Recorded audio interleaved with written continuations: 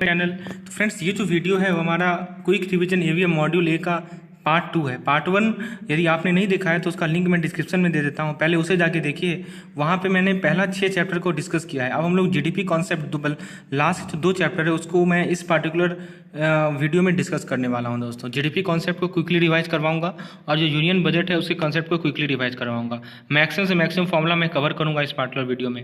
और जिन लोगों को पीडीएफ की रिक्वायरमेंट है वो मुझे नीचे व्हाट्सएप का जो लिंक है उस पर मुझे आप कंसल्ट कर सकते हैं दोस्तों। सबसे पहले बात करते हैं जीडीपी कॉन्सेप्ट। तो 3 कॉन्सेप्ट है, एक है ग्रॉस डोमेस्टिक प्रोडक्ट, एक है gross national income eight market price और एक है gross national product. GDP, GNP और जीएनआई एट एमपी। दोस्तों, ग्रॉस डोमेस्टिक प्रोडक्ट क्या होता है? जितने भी गुड्स और सर्विसेज किसी भी डोमेस्टिक टेरिटरी के अंदर प्रोड्यूस किए गए हैं, किसी कंट्री के डोमेस्टिक टेरिटरी के अंदर किसी भी एक साल के पीरियड में, उसका जो मार्केट वैल्यू होता है उसे हम लोग ग्रॉस डोमेस्टिक प्रोडक्ट कहते हैं। जीडीपी जो है वो प्रोड्यूस किया जाता है या तो रेजिडेंट के द्वारा या नॉन रेजिडेंट के द्वारा।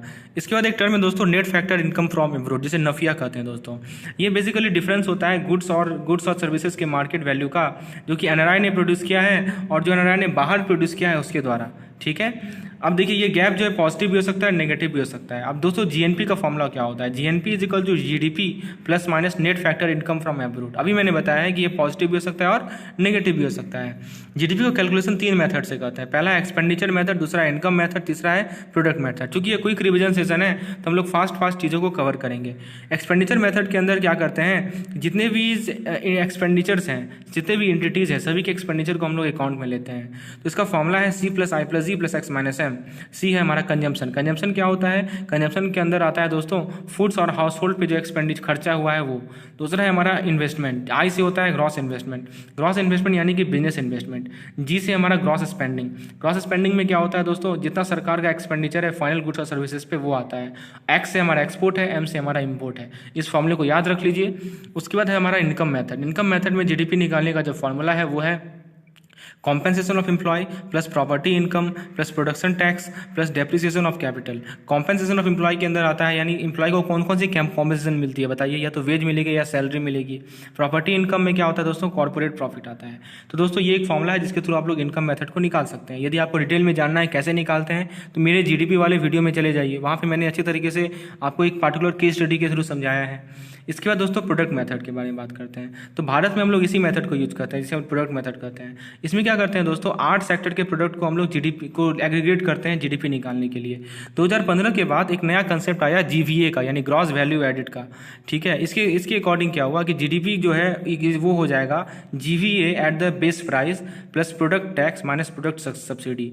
ठीक है, तो जीडीपी निकालने के लिए आप क्या कीजिएगा, जो आपका ग्रॉस वैल्यू एडिशन है उसको उसका बेस प्राइस का वैल्यू लीजिएगा, उसमें प्रोडक्ट का टैक्स जोड़िएगा और प्रोडक्ट की सब्सिडी को घटाइएगा। अब जीवी एट बेस प्राइस कैसे निकालें, तो जीवी एट बेस प्राइस निकालने के लिए आप क्या कीजिएगा, जो फैक्टर कॉस्ट का जीवी है उसे लीजिएगा, उसमें प्रोडक्शन कॉस्ट को, उसमें प्रोडक्शन टैक्स को जोड़िएगा और प्रोडक्ट की सब्सिडी को घटाइएगा। अब जीवी एट फैक्टर कॉस्ट निकालने के लिए क्या कीजिएगा, उसको निकालने के लिए CE plus OS plus MI plus CFC. C क्या है हमारा एम्प्लॉय कंट्रीब्यूशन, ओएस क्या है हमारा ऑपरेटिंग सरप्लस, एमआई क्या है हमारा मिक्स्ड इनकम और सीएफसी क्या है हमारा कंजम्पशन ऑफ फिक्स्ड कैपिटल। तो देख सकते हैं एक के बाद एक लिंक जुड़ा हुआ है। पहले जीवी एट फैक्टर कॉस्ट निकालिए, फिर जीवी एट बेस प्राइस निकालिए और फिर उसके बेसिस पे जीडीपी निकालिए। और भारत में हम लोग इसी मेथड को यूज करते हैं जिसे कहते हैं हम लोग प्रोडक्ट मेथड। तो दोस्तों उम्मीद है जीडीपी कैलकुलेशन का तीनों मेथड हम लोगों ने देख लिया। यदि डिटेल में जानना है केस स्टडी तो आप मेरे वीडियो में चले जाइए, वहाँ पे मैंने सभी केस स्टडी को डिस्कस किए हैं दोस्तों। अब बात करते हैं यूनियन बजट की। तो यूनियन बजट का 3 इंपॉर्टेंट फीचर है, एक है रिसिप्ट, एक है एक्सपेंडिचर और एक है डेफिसिट। बात करते हैं रिसिप्ट की। तो रिसिप्ट रेवेन्यू रिसिप्ट भी हो सकता है और कैपिटल रिसिप्ट भी हो सकता है। दोस्तों रेवेन्यू रिसिप्ट जो होता है वो कम समय के लिए होता है और कैपिटल रिसिप्ट जो है वो रिसिप्ट है जिसका जो ज़्यादा समय के लिए होता है। अब दोस्तों टैक्स रेवेन्यू के अंदर कौन कौन सा आता है वो देखिए। कॉर्पोरेट आता है, पर्सनल टैक्स आएगा, इनकम टैक्स आएगा, अदर टैक्स एंड ड्यूटीज आएंगे, कस्टम ड्यूटीज आएंगे, एक्साइज ड्यूटी आएंगे, सर्विस टैक्स आएगा, टैक्स ऑफ यूनियन टेरिटरी आएगा। तो एक बार इसको ध्यान से देख लीजिए क्योंकि क्वेश्चन आपको केस स्टडी के फॉर्म में पूछा जाएगा टैक्स रेवेन्यू में। दोस्तों नेट टैक्स रेवेन्यू का फॉर्मूला है जीसीसीडी यानी gross tax revenue minus NCCD transfer to NCCF. NCCF क्या है दोस्तों, स्टेट का शेयर है। इसके बाद दोस्तों टोटल नॉन टैक्स रेवेन्यू निकालने के, देखिए ये तो था टैक्स रेवेन्यू। अब नॉन टैक्स रेवेन्यू में क्या आता है, यानी वो रेवेन्यू जो कि टैक्स से नहीं आया हो। तो देखिए या तो इंटरेस्ट रिसिप्ट होगा यानी कि जो ब्याज का जो रिसिप्ट है वो होगा, हमने जो पैसा इन्वेस्ट किया उस पर हमें ब्याज मिलेगा ना, तो वही ब्याज का रिसिप्ट का बात कर रहा हूँ मैं। उसके बाद जो हमारा डिमांड और प्रॉफिट है वो, उसके बाद एक्सटर्नल ग्रांट हो सकता है कि बाहर से कोई ग्रांट मिला हो, जैसे कभी वर्ल्ड बैंक से मिलता है, कभी IMF से मिलता है वो, और इसके अलावा जो यूनियन टेरिटरी से जो रिसिप्ट है वो, तो ये सभी के सभी हमारे नॉन टैक्स वाले पोर्शन में आएंगे। समझ रहे हैं दोस्तों। अब देखिए हम लोगों ने टैक्स रिवेन्यू निकाल लिया, हम लोगों ने नॉन टैक्स रिवेन्यू निकाल लिया। अब क्या कीजिएगा बताइए। अब आप टोटल रिवेन्यू रिसिप्ट निकाल लीजिए। कैसे निकालिएगा, इन दोनों को जोड़ दीजिए, नेट टैक्स रिवेन्यू को और टोटल नॉन टैक्स रिवेन्यू को जोड़ दीजिए, तो आपको उससे टोटल रिवेन्यू रिसिप्ट मिल जाएगा। अब उसके बाद कैपिटल रिसिप्ट का बात करते हैं दोस्तों।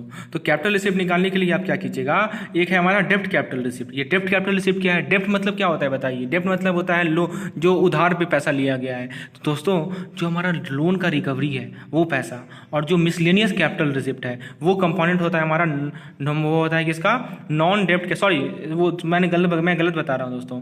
नॉन डेप्ट कैपिटल रिसिप्ट, नॉन डेप्ट में आता है रिकवरी ऑफ लोन और मिसलेनियस कैपिटल रिसिप्ट, वो लेना है। और इसमें क्या जोड़ देना है, डेप्ट कैपिटल रिसिप्ट। अब देखिए डेप्ट कैपिटल रिसिप्ट क्या होता है। सरकार ने जो लोन ली है दोस्तों, ठीक है, सरकार ने जो लोन दी है वो उसका market value plus short term borrowing of government, ठीक है। उसके अलावा क्या होगा, net external assistant plus security issued against small saving plus net state PF plus other capital receipt. तो ये हमारे डेप्ट कैपिटल रिसिप्ट होते हैं। तो दोस्तों हमने रिवेन्यू रिसिप्ट निकालना सीख लिया। रिवेन्यू रिसिप्ट के लिए क्या करते थे, याद कीजिए, टैक्स रिवेन्यू और नॉन टैक्स रिवेन्यू।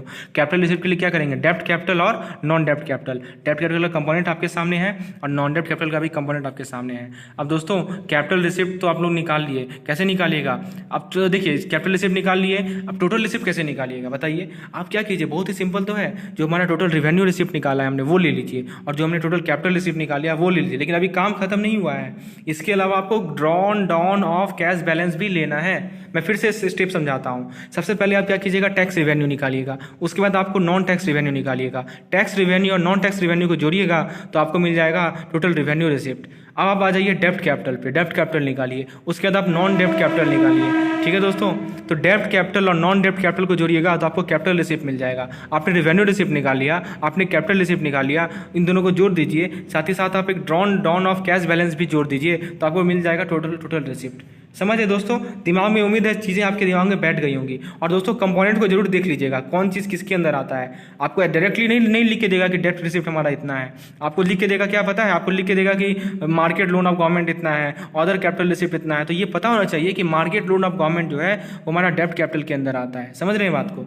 चलिए, और यदि आपको जानना है किस प्रकार के क्वेश्चन पूछे जाते हैं तो आप मेरे MCQ वाले सेशन में जाइए, वहाँ पे मैंने इस पर भी न्यूमेरिकल करवाए हैं, वहाँ पे आप जाके देख सकते हैं दोस्तों।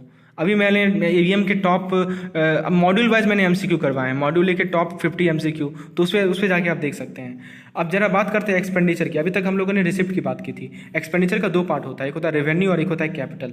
दोस्तों सबसे पहले बात करते हैं हम लोग रेवेन्यू रिसिप्ट के अंदर। तो इसके अंदर क्या आता है, इंस्टॉलमेंट पेमेंट आता है, डिफेंस एक्सपेंडिचर आता है, सब्सिडीज आता है, ग्रांट टू स्टेट आता है, plus union territory, plus pension, plus credit, ठीक है, plus assistant to state for NCC, plus other social services, postal deficit, expenditure of union territory plus NCC। तो ये सब हमारे आते हैं हमारे रेवेन्यू में। और कैपिटल में क्या क्या आता है, defence expenditure plus other non plan capital outlay plus loan to public sector undertaking plus loan to state और अदर टेरिटरी। ठीक है, तो ये हमारा आता है कैपिटल रिसिप्ट में। तो टोटल एक्सपेंडिचर के लिए क्या करेंगे, रेवेन्यू एक्सपेंडिचर और टोटल कैपिटल एक्सपेंडिचर को जोड़ देंगे। इसके बाद दोस्तों डेफिसिट कैसे निकालते हैं। तो डेफिसिट के लिए पहले बात करते हैं रेवेन्यू डेफिसिट में। रेवेन्यू डेफिसिट में क्या होता है दोस्तों, एक्सेस ऑफ, देखिए नाम ही है डेफिसिट। डेफिसिट मतलब क्या हुआ, हम लोगों ने रेवेन्यू रिसिप्ट निकाल लिया, हम लोगों ने रेवेन्यू एक्सपेंडिचर निकाल लिया, दोनों को सब्ट्रैक्ट कर लीजिए तो आपको रेवेन्यू डेफिसिट मिल जाएगा। उसी तरह ग्रॉस फिजिकल डेफिसिट कैसे निकालते हैं, तो देखिए दोस्तों टोटल एक्सपेंडिचर में से जो हमारा रेवेन्यू रिसिप्ट है और जो हमारा नेट नॉन डेप्ट कैपिटल है उसे सब्ट्रैक्ट कर लेंगे तो हमारा ग्रॉस फिजिकल डेफिसिट मिल जाएगा। और नेट फिजिकल डेफिसिट कैसे निकालते हैं, gross fiscal deficit minus net lending. Gross fiscal deficit कैसे निकालते हैं, तो दोस्तों ग्रॉस प्राइमरी डेफिसिट कैसे निकालते हैं, gross fiscal deficit minus interest payment.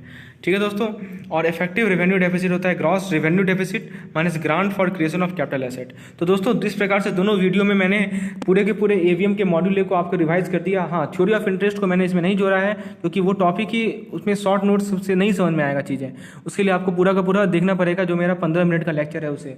ठीक है दोस्तों, उम्मीद है चीज़ें आपको समझ में आ रही होंगी। तो जिन लोगों को इस पार्टिकुलर PDF की रिक्वायरमेंट है मॉड्यूल ए और मॉड्यूल बी का, तो वो मुझे कांटेक्ट करें नीचे व्हाट्सएप में, तो आप लोगों को क्विक रिवीजन के लिए ये PDF में प्रोवाइड कर दूंगा। और साथ ही साथ मैं मॉड्यूल बी का भी PDF लाऊंगा, क्विक रिवीजन का, C का भी और D का भी। दोस्तों यदि लेसन पसंद आया हो तो एक लाइक जरूर कीजिएगा, चैनल को सब्सक्राइब कीजिए और मैक्सिमम से मैक्सिमम इसे शेयर कीजिए। धन्यवाद।